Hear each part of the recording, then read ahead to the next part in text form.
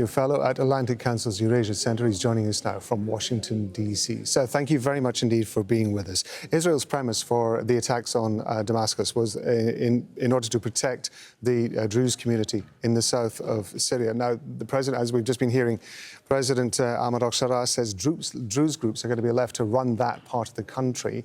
Does that mean that essentially Israel has now got a de facto buffer zone between its border and southern Syria? And, of course, that is what it has said it has wanted all along. It looks like Mr. al-Sharaa has a bigger problem than the buffer zone. He has a country that is fragmented religiously, ethnically, and politically. And unfortunately for him, the bulk of the organization that he came to power with, the HTS, consists of foreign fighters and people who are much more extreme than Mr. al-Sharaa himself. There were even rumors of an assassination attempt against President al-Sharaa. So it may look, he's a very capable politician, but the fragmentation and blood feuds of Syria that go back decades and centuries. I read history of post-World War I Syria as it was put together by the French, and it was just a mess with the Alawites, with the Sunnis, with the Druze, with the Kurds and everybody. It is indeed an intractable political conundrum. And as we've just been reporting, Arab tribal forces are in Idlib in the northwest of Syria, now reporting to be heading southwards in order to defend Syrian Bedouins. Apparently violence is sparked again between the Bedouins and the Druze in the south.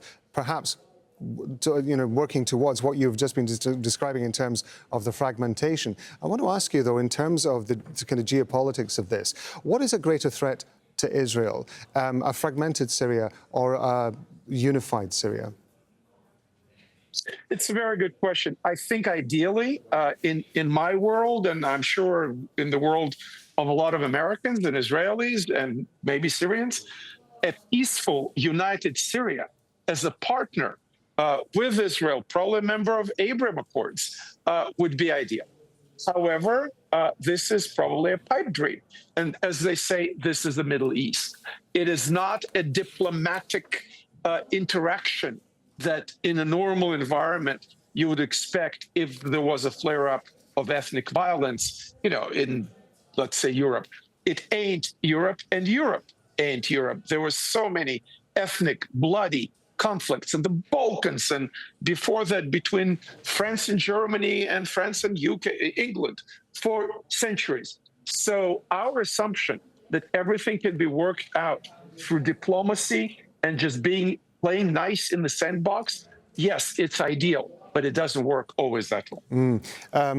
Obviously, a key element, and I know I do keep coming back to this, but a key player in this is, of course, Israel. It is, of course, Benjamin Netanyahu, and the way that Israel, his coalition, views in neighbouring Syria. Now, critics of Benjamin Netanyahu have in the past said that he is perpetuating a warlike situation for Israel for predominantly political reasons, so that there is a focus on existential threats.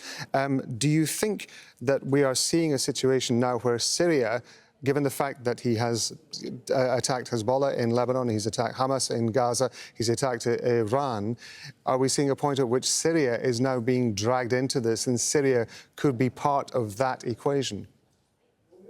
I sincerely hope it's not the case. What is it in reality? I cannot get into the head of Mr. Netanyahu. If you can, you should interview him or somebody in his entourage. And there is, of course, a Qatari connection in his entourage, as we found out. But in reality, I think the long-term interest of Israel is, one, have security in the Golan, two, not relinquish the Golan, three, have a peaceful relationship with both Syria and Lebanon. Inshallah. Ariel Cohen, we appreciate it, sir. Thank you very much indeed for your time.